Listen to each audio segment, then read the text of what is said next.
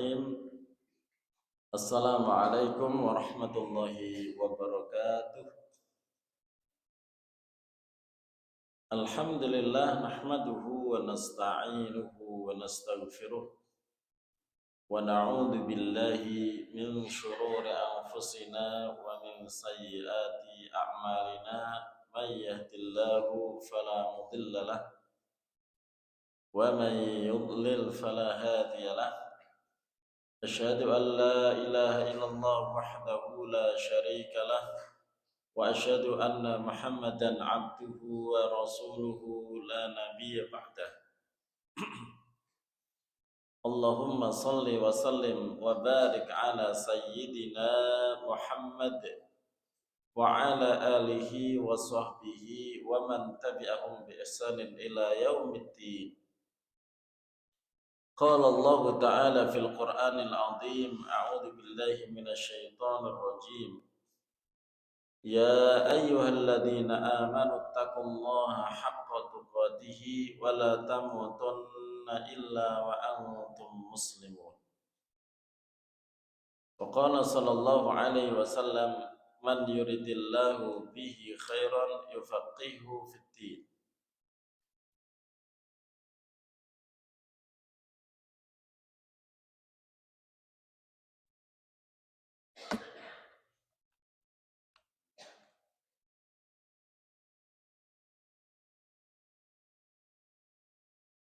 Bapak Ibu sekalian yang dimuliakan Allah, pada kesempatan pagi hari ini, marilah kita tidak lupa untuk bersyukur dengan mengucapkan alhamdulillahi katsiran.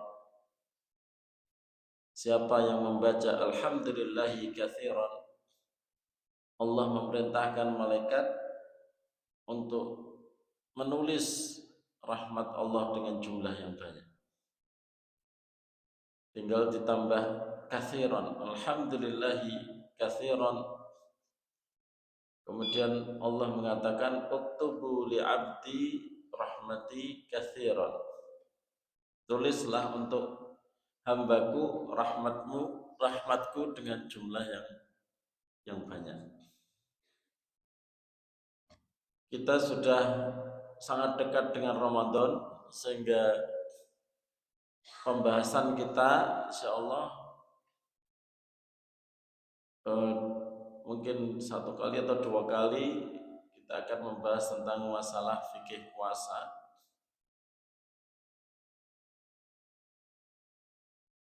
Di mana kita masih berada di bulan Rajab, ya.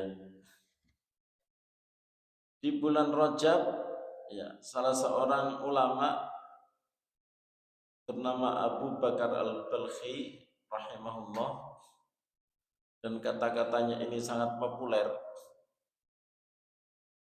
Tanukil dari kitab Lataiful Ma'arif, bukunya Al-Imam Ibn Rajab Al-Hambali.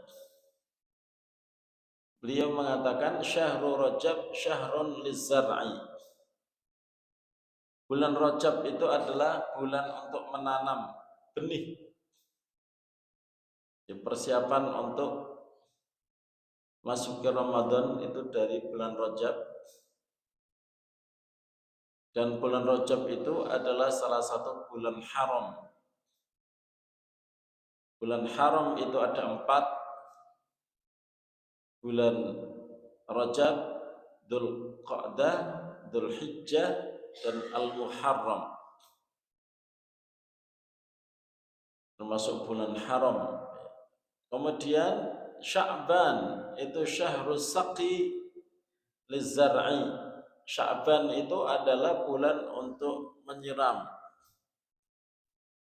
Sudah mulai semangat untuk ibadah puasanya dikuatkan, sehingga Rasulullah banyak berpuasa di bulan Sya'ban. Kemudian Ramadan syahrul hasadiz zar'i. Bulan Ramadan itu adalah bulan panen. Artinya badan kita sudah terkondisikan, semangat menggebu-gebu, Tinggal kita mengikuti ibadah-ibadah yang dilakukan kaum muslimin di bulan Ramadan. Makanya kalau ada yang punya pekerjaan yang konsekuensinya itu harus libur dulu, ya kayak jualan itu libur dulu, kecuali jualannya itu didorong ke agak sore dan dibungkus, jangan makan di situ untuk persiapan berbuka. Ya, nggak boleh makan di sini. Didorong ke asar, misalnya habis asar, jualan soto untuk berbuka. Bukan bukanya pagi. Kalau bukanya pagi menyediakan bagi orang yang nggak berpuasa. Nanti orang berbondong-bondong ke situ, ditutup pakai kain, malah aman. Jadi orang yang jualan nasi, ya jualan nasi itu didorong agak ke sore bukanya untuk melayani orang-orang yang ingin berbuka. Sekarang di pinggir-pinggir jalan biasanya rame, ya. Jangan malah makan di situ nanti banyak orang makan nggak puasa sampai dosa besar. Karena apa? Melayani orang nggak berpuasa.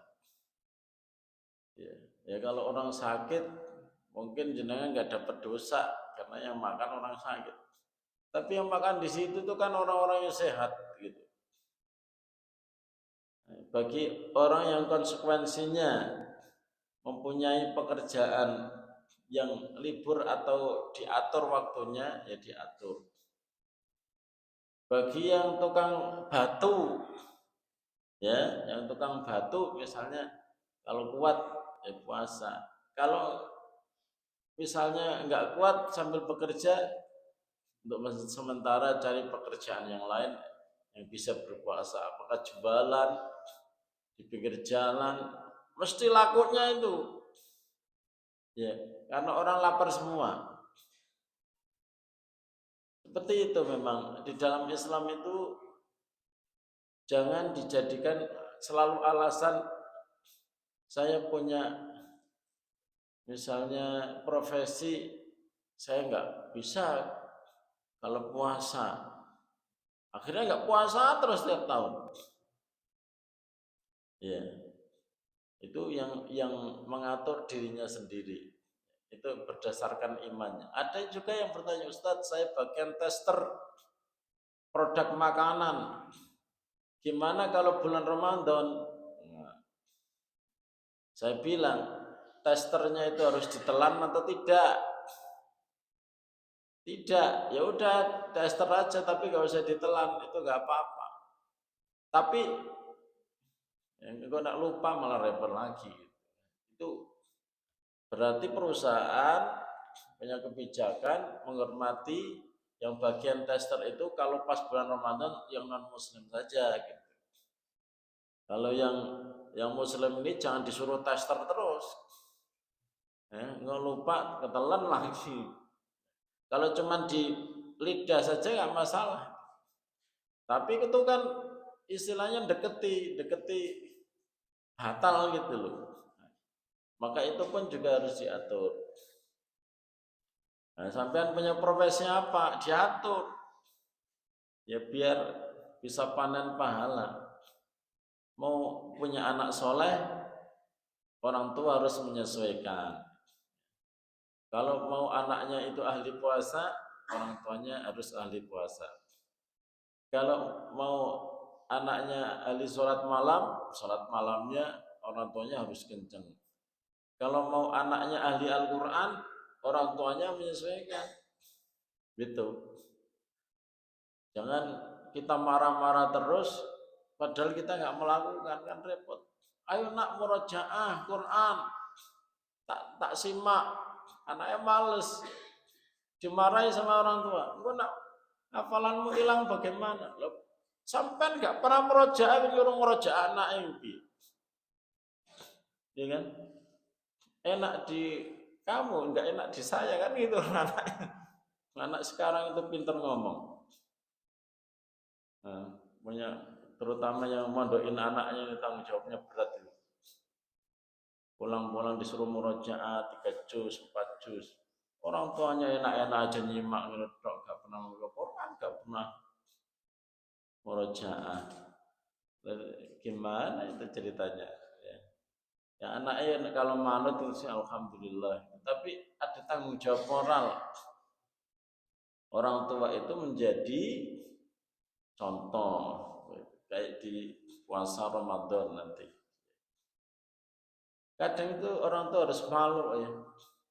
Dari sekolah itu kadang anak-anak itu, ayah, besok itu harus disuruh puasa sama ustadzah sehari Senin gitu. Nah itu tanggung jawab moral. Ya membersamai orang tuanya, ayo puasa bareng sekalian. Aja orang tuanya bangunin, orang tuanya tidur lagi, anaknya yang SD disuruh sahur sendiri. Ya apa ini orang tuanya ini tanggung jawab. Nah, itu lebih pada keteladanan yang harus kita lakukan terhadap anak-anak kita. Memang kadang-kadang berat, Mak. Jadi kan harus menghafal Quran pada usia 50, 60, itu rada berat, tapi ya itu bagian dari ketaatan dan keteladanan untuk anak-anaknya. Sehingga anak-anaknya nanti kalau ditinggal itu punya kesan yang positif. Ya. Kadang anak-anak itu menjadi baik itu karena satu nasihat yang diingat-ingat terus sama anak. Saya ngelihat ayah saya itu rajin salat malam, gitu kesadarannya itu nanti tumbuhnya itu ketika jenengan sudah meninggal biasanya. Kalau masih hidup itu dibangun itu wangel, gitu. Subuh wangel anak-anak. Anak-anak jenengan di sini kan banyak anak-anak, tapi kenapa yang muncul itu berapa orang itu? Cuman 2. Bapak-bapaknya yang muncul aja sedikit, apalagi anak-anaknya. Bangunin anak-anak segitu itu susah, perjuangan terus gitu. Itu lebih pada tataran teknisnya. Di puasa Ramadan kita persiapan. Ini doa yang bagus untuk dibaca, walau meriwayatkan lemah, tapi bagus karena kita masih berada di bulan Rajab dan juga menjelang Sya'ban. Doa ini sangat bagus. Ya Allah, berkailah kami di bulan Rajab dan Sya'ban dan sampaikan kami ke bulan Ramadan. Allahumma barik lana fi Rajab wa Sya'ban wa balighna Ramadan. Jadi keistimewaan bulan Rajab saya bahas sedikit karena Rajab ini salah satu 4 bulan yang disebut dengan 4 bulan yang haram. Saya titik beratkan pada puasanya. A'udzu billahi minasy syaithanir rajim. Bismillahirrahmanirrahim.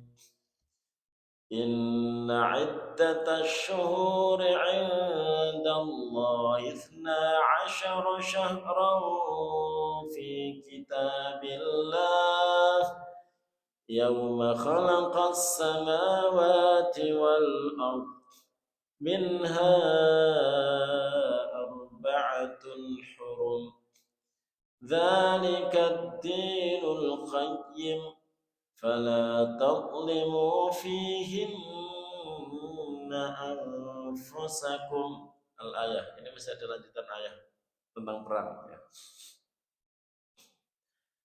Sesungguhnya jumlah bulan di sisi Allah itu ada 12 di kitab Allah, Al-Quran tentunya. pada hari di mana Allah menciptakan langit dan bumi. Ketentuannya 12 bulan itu sejak Allah menciptakan langit dan bumi. Di antaranya minha arba'atun hurum, ada 4 bulan yang disebut dengan 4 bulan haram. Itu adalah agama yang lurus.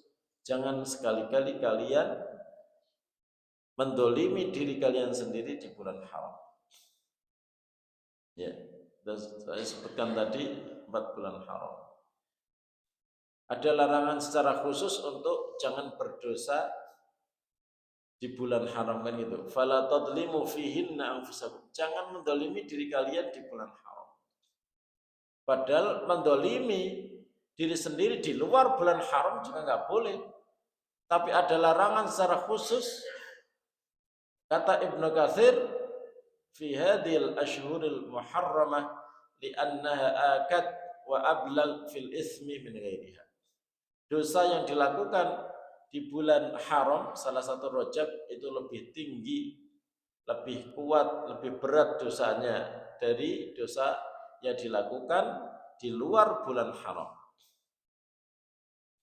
Jadi dosa ditinggikan itu karena waktu, walaupun sama, dosa yang sama, tapi nilainya lebih berat itu karena beberapa faktor. Bisa karena waktunya, bisa karena tempatnya. Berdosa di luar masjid dengan di dalam masjid tentunya lebih berat dosanya di dalam masjid. Di dalam masjid berat dosanya, tapi di dalam Masjidil Haram itu berat dosanya. Sehingga kalau ada orang yang melakukan dosa di tanah haram, itu dilipat gandakan. Wa man yurid fihi bi ilhadin bi dzulmin udhikhu min adzabin alim. Siapa yang menginginkan kedzaliman, perbuatan maksiat di tanah haram, kami cicipi dia adab yang pedih. Baru mau saja itu sudah kena dosa kalau di tanah haram. Ya. Itu yang kedua, tempat itu menentukan besar kecilnya dosa. Kemudian yang ketiga, kepada siapa kamu berdosa? Misoh-misoh ikut dosa besar. Misoi ibune itu tambah besar lagi. Ya kan? Misoi kok ke ibune. Kan gitu. Itu dosanya lebih besar. Atau dengan yang keempat, dengan siapa kamu berdosa? Ya. Kalau Rasulullah mencontohkan itu, berzina itu dosa besar. Berzina dengan istri tetangga itu dosanya lebih besar. Itu di dalam hadis. Ya, antasnya apa? Lafalnya itu bihalilati jarik. Kamu itu berzina dengan istri tetangga. Yang harusnya kamu itu memuliakan tetangga, malah kamu pagar makan tanaman gitu. Dititipi istrinya, misal dititipi tetangga, malah berbuat serong. Nah, itu salah satu contohnya. Ya. Jadi dosa-dosa itu bisa ditinggikan, padahal dosanya sama. Disebut bulan haram, ya, karena yang pertama orang jahiliyah itu tidak suka berperang di bulan haram itu. Ya. Mereka juga ada hitungan, orang jahiliyah itu jangan dikira jelek terus. Mereka itu juga punya tradisi dan budaya yang diwariskan oleh nabi-nabi terdahulu. Di antaranya itu adalah misalnya tawaf. Sejak dari dulu orang jahiliyah juga tawaf. Cuman mereka dicampur dengan kesyirikan. Abdul Muttalib itu adalah kakek Rasulullah SAW. Sebelum Rasulullah diutus menjadi nabi, beliau itu sudah terbiasa memberi minum orang yang sedang tawaf. Cuman orang-orang yang tawaf di situ itu sama berhala-berhalanya gitu. Jadi dianggap berhalanya itu sebagai wasilah untuk sampai kepada Allah. Kemudian disebut dengan bulan haram karena dilarang secara spesifik untuk melakukan perbuatan haram yang tadi kita bahas. Nah, untuk puasa di bulan Rajab, banyak sebagian ikhwah kita itu yang terlalu berlebihan menganggap makruh untuk puasa di bulan Rajab. Padahal ada hadis sahih yang menjelaskan disuruh untuk berpuasa di bulan Rajab. Asal jangan ada keyakinan bahwa bulan Rajab itu lebih baik dari bulan-bulan yang lain. Ya. Ini ada ceritanya, Pak. Puasa bulan Rajab ini ada ceritanya. Ya. Atau bukan hanya puasa bulan Rajab, puasa bulan haram yang jumlahnya 4. Gitu. Ada seorang laki-laki dari Bahilah, dia datang kepada Rasulullah SAW 2 kali. Pada kedatangan pertama Rasulullah udah ngobrol enak gitu. Tetapi pada 1 tahun kemudian datang kepada Rasulullah udah nggak kenal gitu. Ya, ini ceritanya ya ceritanya. Saya langsung ceritakan, saya nggak usah baca ini ya, kecuali beberapa poin yang dari hadis ini ya. Kok gak kenal gitu, Rasulullah ketemu saya kok kayak gak kenal gitu. Terus orang Bahilah itu mengatakan, "Ama ta'rifuni ya Rasulullah, kamu gak kenal saya ta Rasulullah, dulu pernah ketemu kita ini. Waman anta, kamu ini siapa? Anal Bahili alladzi ji'tuka amal awal. Saya 1 tahun lalu itu ketemu jenengan kok, kamu gak kenal saya." Nah, Rasulullah pangling. Fama ghayyaraka wa qad kunta hasanal hay'ah. Yang membuat kamu berubah itu apa? Dulu itu kamu itu orangnya cakep, gemuk gitu ya. Pokoknya baguslah penampilanmu itu. Kata yang ini orang Bahilah ini mengatakan, "Ma akaltu ta'aman mundu faraqtuka illa billail." Sejak saya ketemu sampean atau jenengan ya Rasulullah, saya itu tidak makan kecuali malam hari. Maksudnya itu puasa terus itu. 1 tahun ngedur berarti. Puasa saja. Apakah Rasulullah itu kemudian apa ya? Memuji, malah tidak. 5 adab tanafsak. Kamu kok nyiksa diri itu kenapa? Malah menyiksa diri 1 tahun nggak pernah makan kecuali malam hari. Kata Rasulullah, "Sum syahras sabri wa yauman min kulli syahr." Puasalah di bulan kesabaran, yaitu bulan Ramadan. Dan kalau selain Ramadan itu 1 hari aja kamu puasa, nggak usah banyak-banyak. Kata Al-Bahili ini, "Zidni fa inna biyakuwa." Tambahin ya Rasulullah, ojo 1 kali sebulan, terlalu sedikit. Nganyang tapi nganyang untuk ibadah itu. Iya. Kalau kita kan nganyang untuk tidak ibadah. Makanya ini Rasulullah, ojo akeh-akeh, sidik-sidik aja gitu. Kalau ini enggak kesidikan, tambahin. Kata Al-Baili, kata Rasulullah, "Sum yaumain wis rong dina sebulan." Zidni, tambahin lagi ya Rasulullah. Sum salasata ayyam, udah 3 hari tiap bulan. Zidni, tambahin lagi, aku masih kuat. Seneng poso gitu ya. Sum minal hurumi watruk. Sum minal hurumi watruk. Sum minal hurumi watruk. Wes kalau gitu di bulan haram kamu puasa, tapi ojo kabeh. Ada sebagian yang ditinggalkan.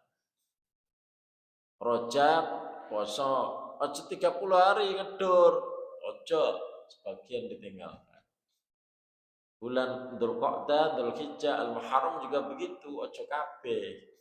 Sum minal hurumi watruk. Itu yang disuruh oleh Rasulullah sallallahu alaihi wasallam. Sehingga kemudian Imam Nawawi menjelaskan wa minas qala ashabuna, menurut sahabat-sahabat kami ulama-ulama Syafi'iyah yang jumlahnya itu banyak,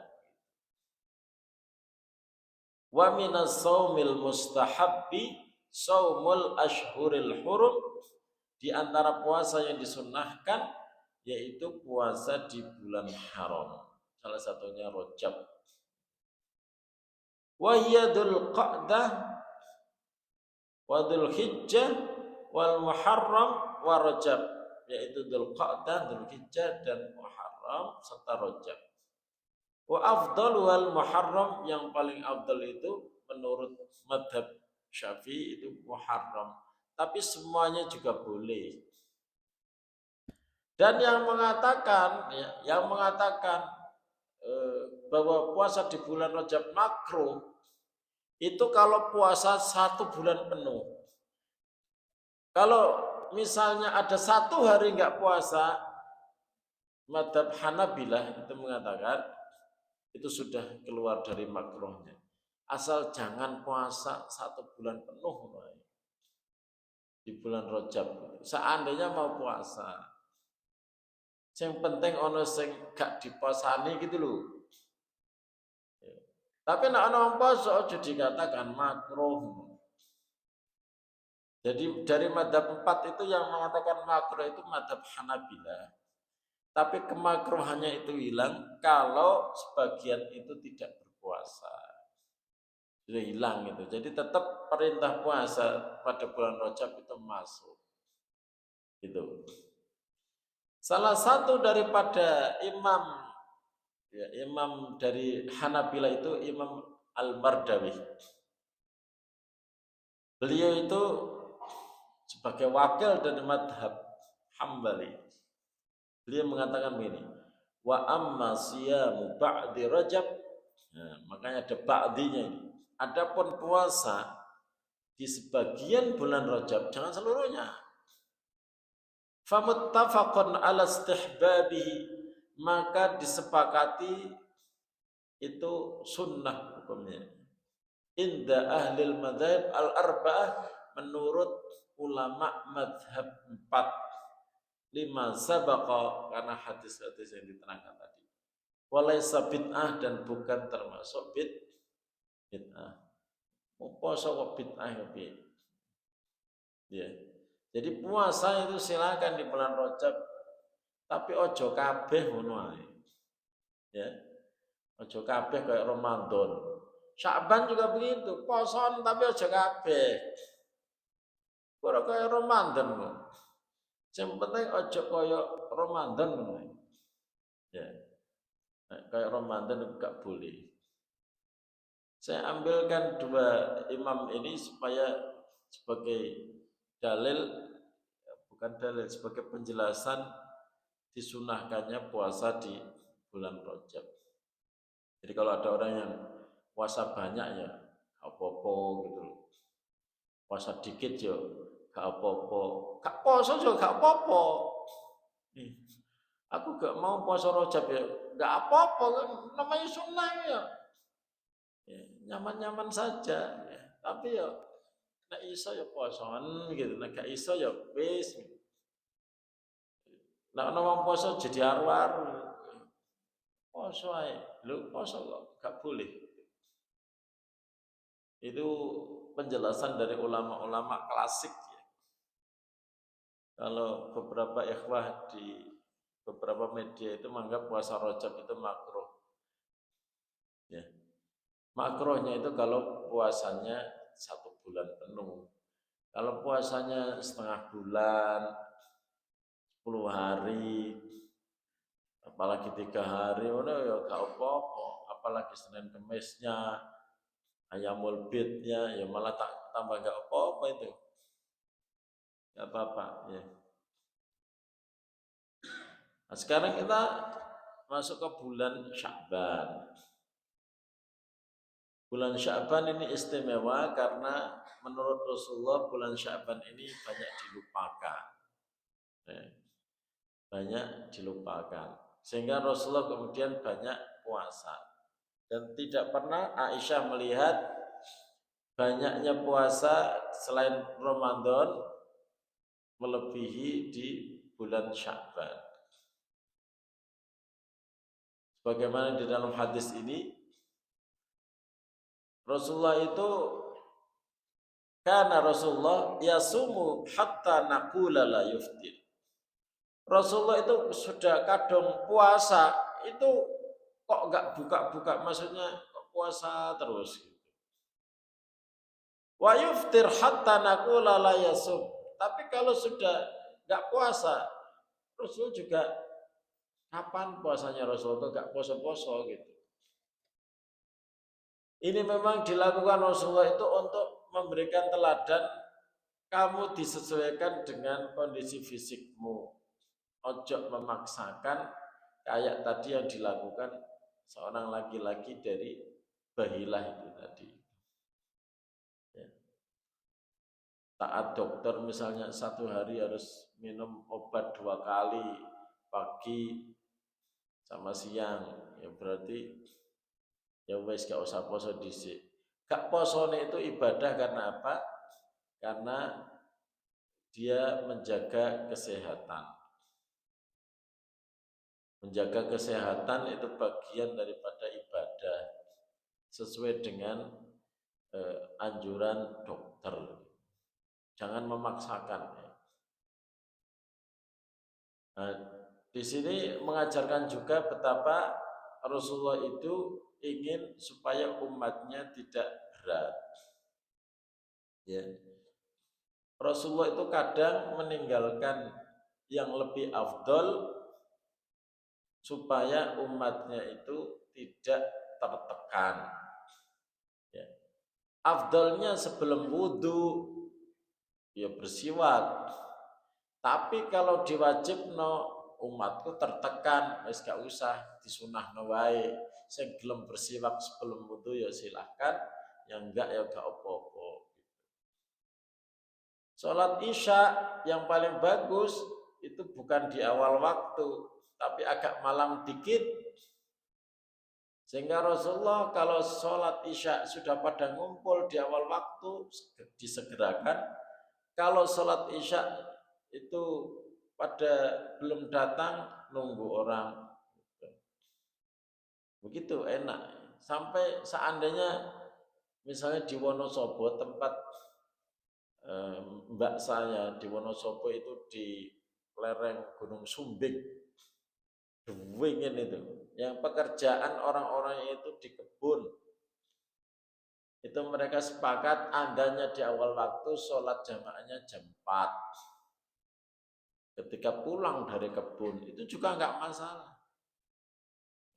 Karena ngumpulnya itu ya di jam 4. Enggak masalah. Soalnya kalau di awal waktu nanggung pekerjaan ya gak apa-apa jam 4. Tapi bagi orang yang ingin sholat sendiri dulu di awal waktu boleh, nanti jam 4 bareng sholat jamaah, menurut ya boleh Pak. Menurut ya boleh, ya, itu ada hadis-hadisnya. Sudah andan, waduh belum ada orang, sholat dewi deh.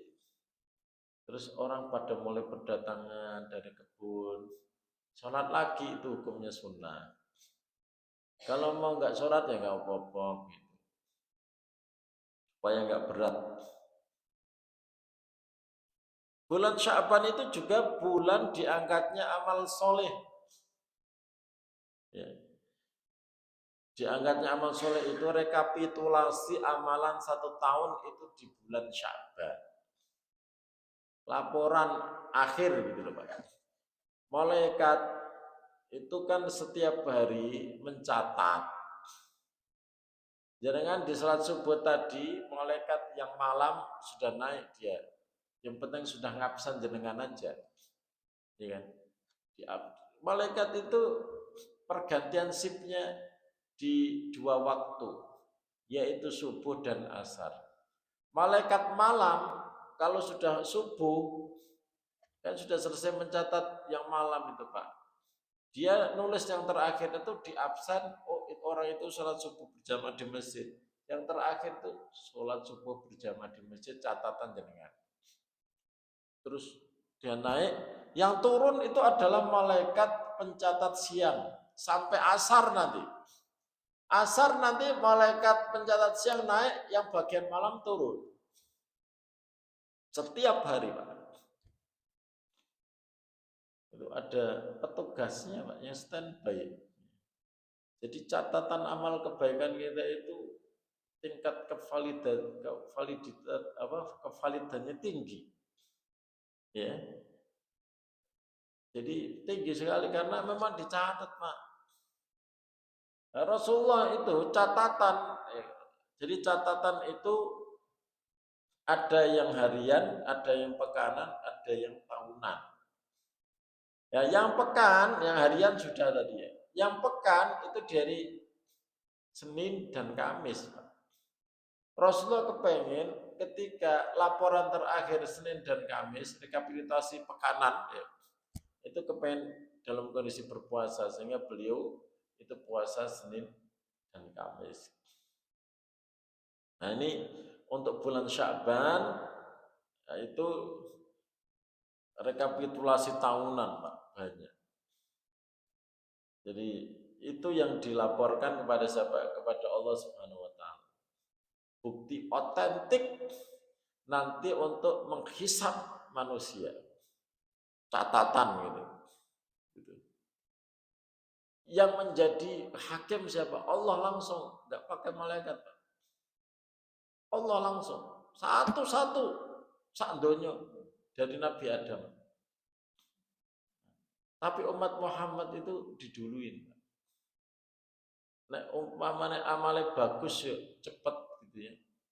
Enak, tapi nek amale gak bagus, nah itu. Ya, cepet itu. Yang namanya cepet itu kan ada plus minus ya. Cepet hasilnya bagus ya. Enak, tapi ya cepet hasilnya gak bagus. Ya gak enak juga itu. Nah, sehingga Rasulullah itu kenapa banyak puasa di bulan Sya'ban? Karena fa'uhibbu an yurfa'a amali illa wa ana shaim. Saya ingin supaya ketika amalku diangkat ke Allah, saya ini kondisinya berpuasa. Makanya di bulan Sya'ban Rasulullah ingin catatannya Muhammad puasa Sya'ban. Fulan puasa Sya'ban. Gitu. Jadi jenengan mau menutup amal itu dengan apa di bulan Sya'ban ya terserah. Si fulan donasi, si fulan gitu aja. Si fulan catatannya ada semua. Kemudian yang ketiga, ampunan turun terutama di nisfu Sya'ban. Malam nisfu Sya'ban.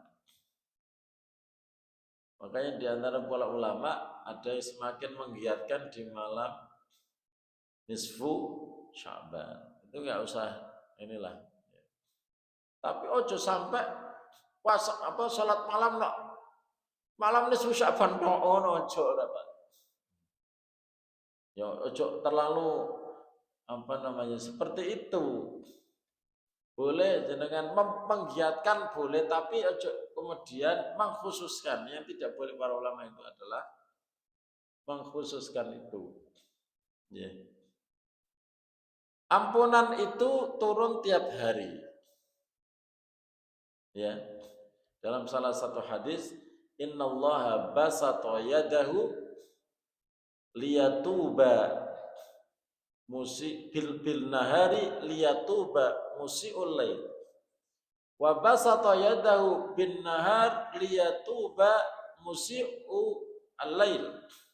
Allah itu selalu membuka pintu rahmat, pintu ampunan setiap hari untuk menunggu siapa yang bertobat di siang hari dan siapa yang bertobat di malam hari. Allah itu ada ampunan tiap hari. Tetapi lebih spesifik lagi yaitu ampunan turun di malam nisfu Sya'ban karena ada hadisnya.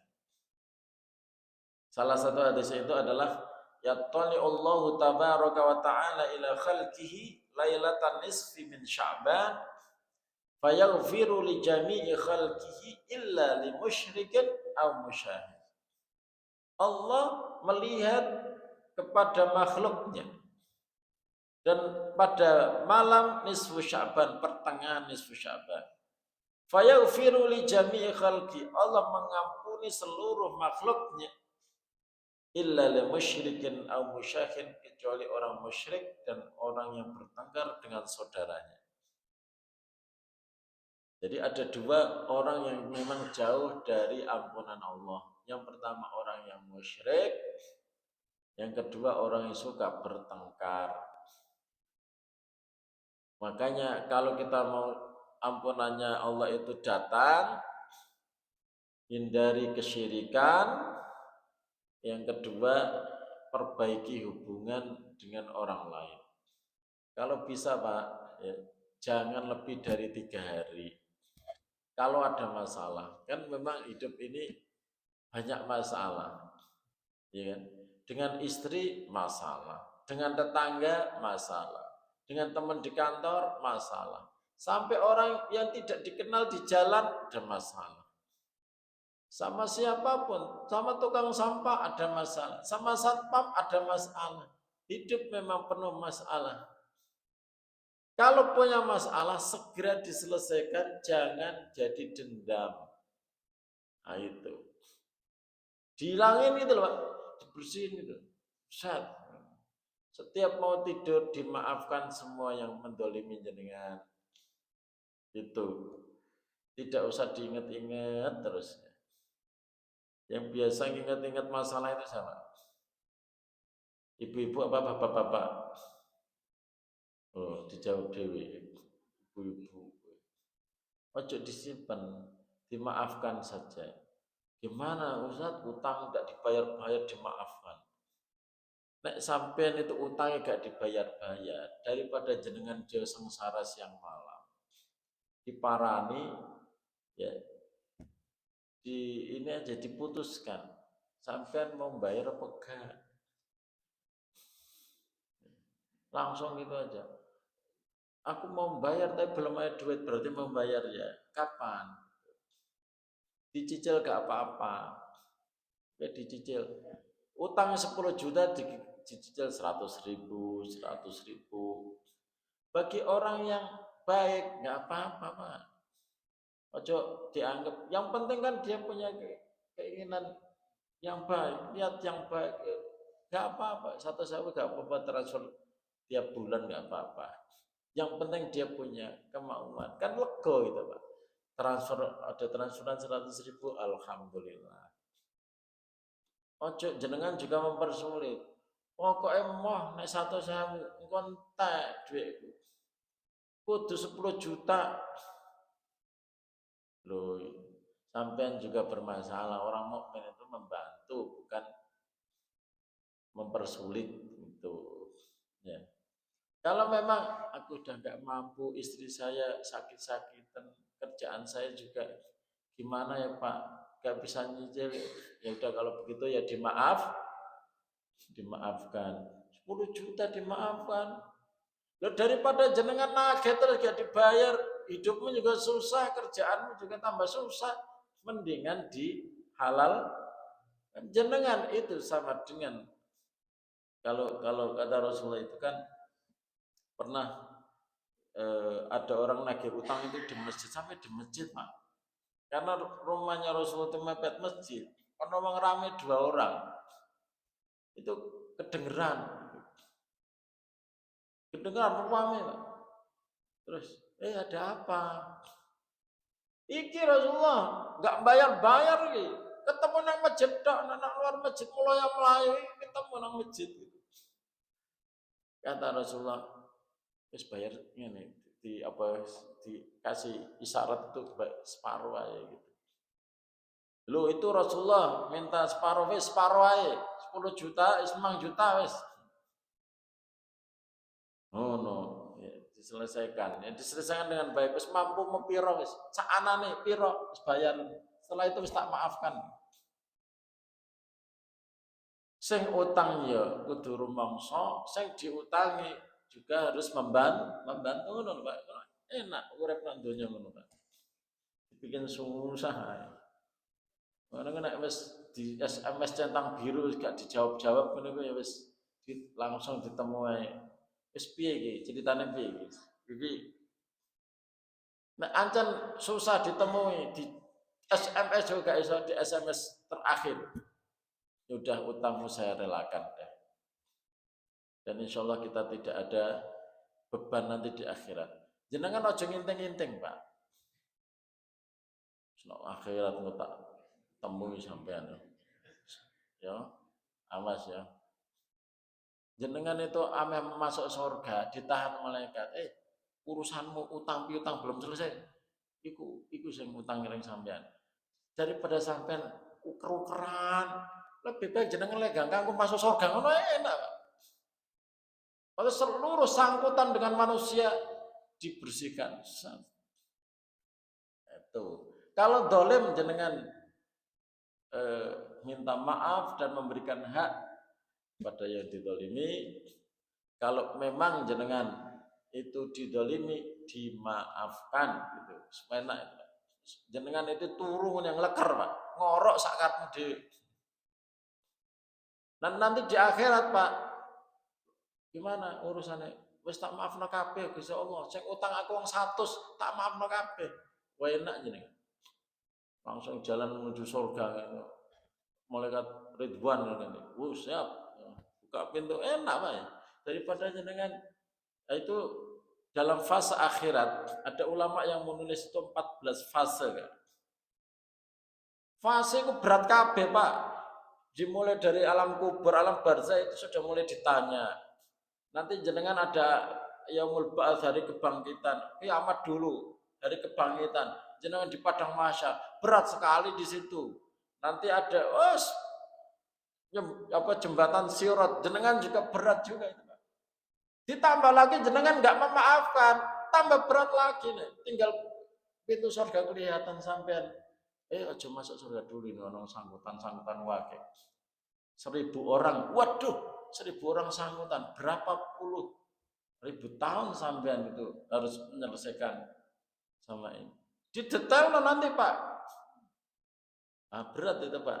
Daripada nasib jenengan berat masuk surga, mulai dicicil memaafkan, dicicil memaafkan. Enggak usah diintingin, enggak ono gunane Pak. Ya enggak ono gunane. Jenengan lebih baik memaafkan, pahalanya lebih. Coba jenengan baca di surat Ali Imran yang wasari'u ila maghfirat. Suruh cepat-cepat Pak ke surga itu. Wasari'u ila maghfiratin min rabbikum wa jannatin ardhas samawati wal ard wa iddat lil muttaqin alladzina yunfikuna fis sarra'i wad dharra wal kadhiminal ghaidha wal 'afina 'anil nas. Orang yang memaafkan itu termasuk yang cepat itu masuk surga.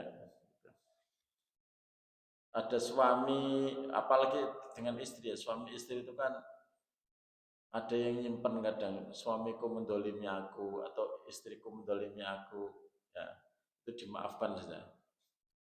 Ya. Seperti itu supaya ampunan ya itu segera datang di hari-hari ini. Ampunan, kalau jenengan dapat ampunan, enak hidupnya jenengan. Ampunan Allah itu selalu dibarengi dengan rahmatnya Allah. Enak ati wis bahagia gitu. Tapi nek ono ije gil gitu ya, perasaan enggak enak sama kesana kemari ke pasar takut ketemu dia, ya ke kantor takut ketemu dia. Mulih takut ketemu dia. Berat hidupnya. Kemudian yang keempat, pemanasan sebelum masuk bulan Ramadan. Makanya kalau nggak biasa puasa, jangan sampai 1 hari sebelum Ramadan itu puasa.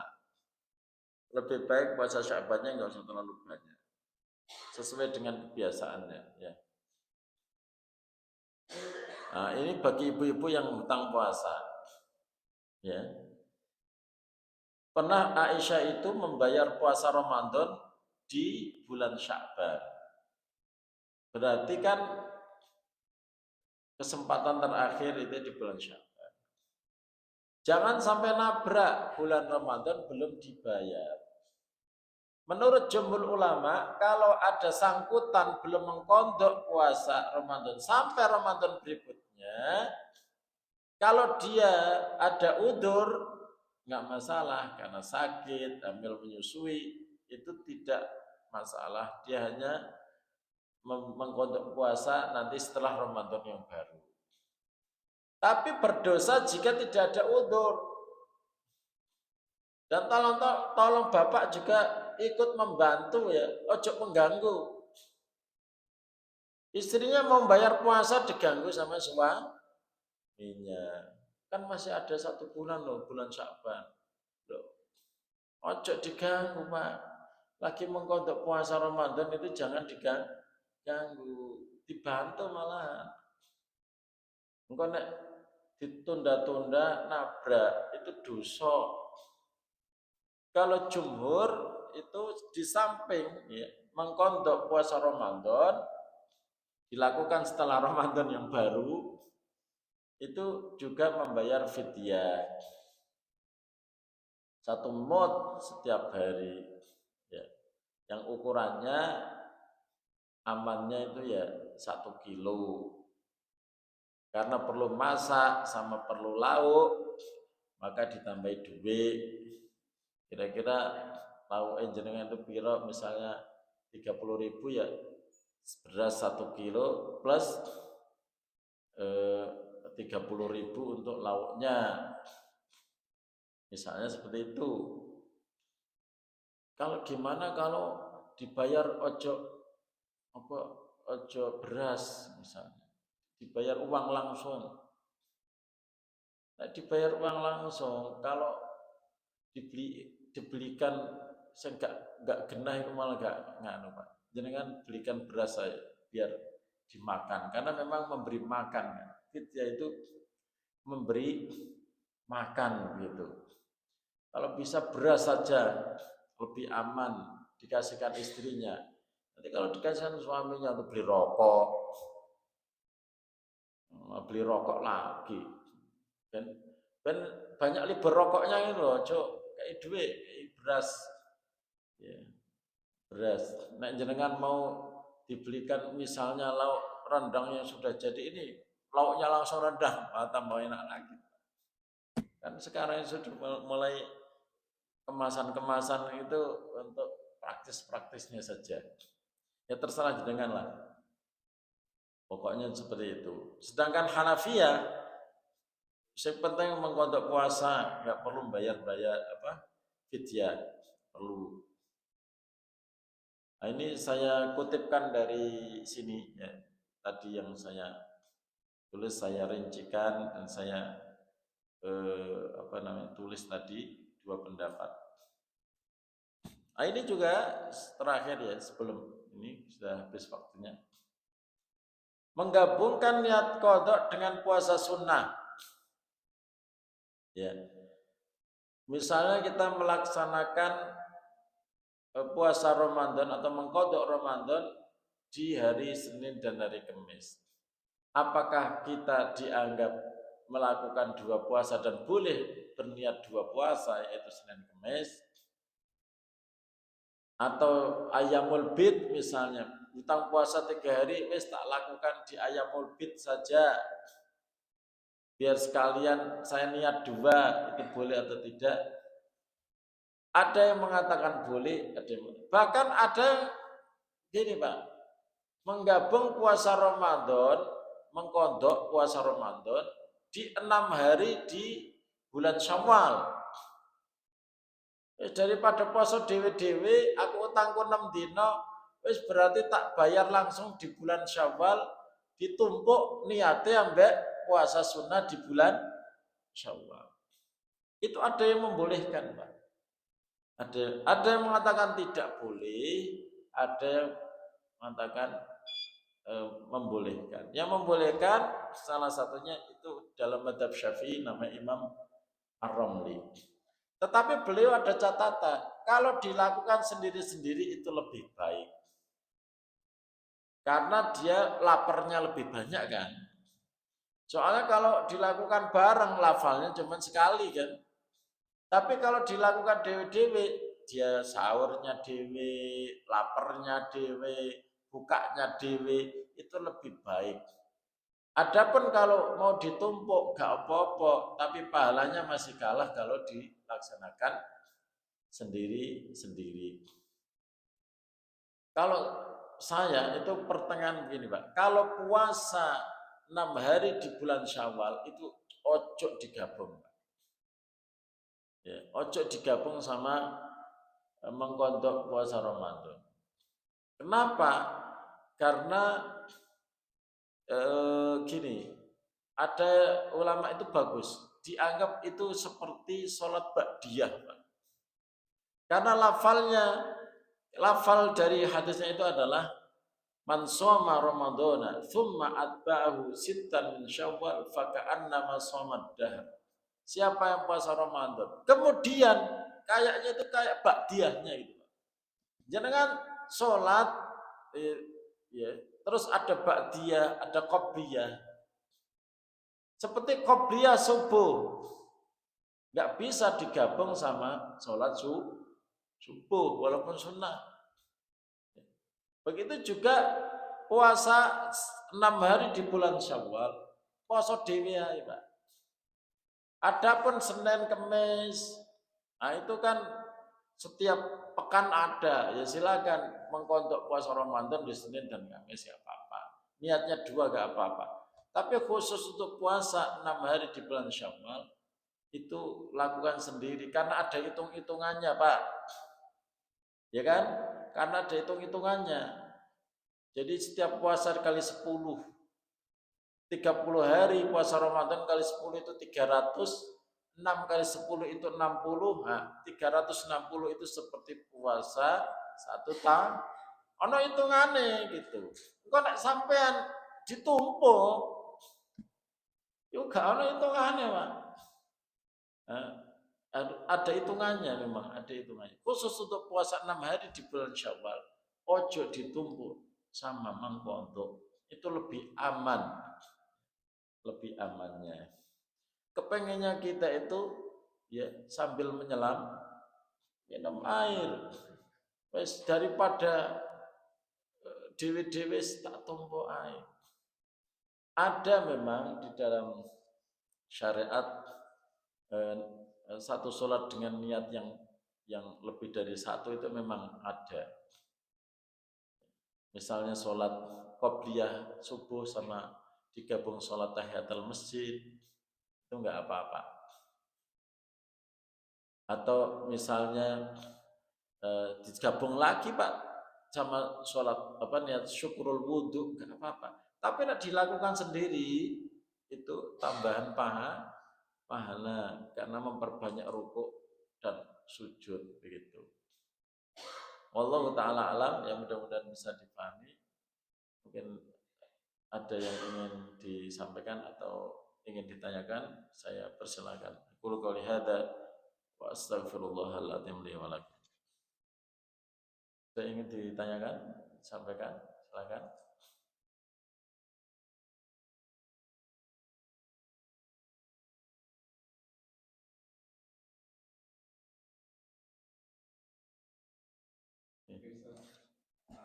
Untuk tadi mengenai puasa Saban, puasa Saban. Nah, itu memang khusus puasa Saban atau mungkin puasa sunnah? Kalau di bulan Saban itu. Ya. Jadi yang pertama, puasa Sya'ban itu hukumnya sunnah, memperbanyak kapanpun di bulan Sya'ban. Itu hukumnya adalah sunnah. asal jangan semuanya gitu ya. Ono 1 hari nggak puasa untuk supaya membedakan dengan puasa Ramadan. Begitu juga di puasa bulan Rajab, ojo diposoni kabeh. Jadi kenapa Rasulullah dalam setahun tadi mencela ya? Ada orang yang puasa setahun itu dicela oleh Rasulullah karena dalam setahun itu pasti ada yang namanya hari raya Idul Fitri, hari raya Idul Adha, Ayyamut Tasyrik, hari-hari tasyrik yang itu kan memang dilarang untuk berpuasa. Ya. Makanya harus dibedakan antara eh, bulan Syaban dengan bulan yang ada puasa haramnya. Kalau Syaban kan nggak ada hari haramnya, yang haram untuk berpuasa kan nggak ada. Bulan Rajab juga nggak ada yang haram berpuasa. Waktunya ya dari sisi waktunya nggak ada larangan. Yang penting itu adalah jangan berpuasa 30 hari. Jenengan bebas kan, bisa milih Senin, Kamisnya, bisa milih ayamul bidnya, bisa dari tanggal 1 sampai tanggal 28. Pokoknya jenengan atur dhewe aja lah. Jenengan mau puasa ya puasa, jenengan nggak mau puasa ya nggak mau puasa ya. Itu bebas ya. Itu adalah salah satu dari kemudahan yang dicontohkan oleh Rasulullah Sallallahu Alaihi Wasallam. Ada lagi yang lain? Cukup kita tutup dengan membaca doa kafaratul majlis. Subhanakallahumma bihamdika asyhadu an la ilaha illa anta astaghfiruka wa atubu ilaik. Assalamualaikum warahmatullahi wabarakatuh.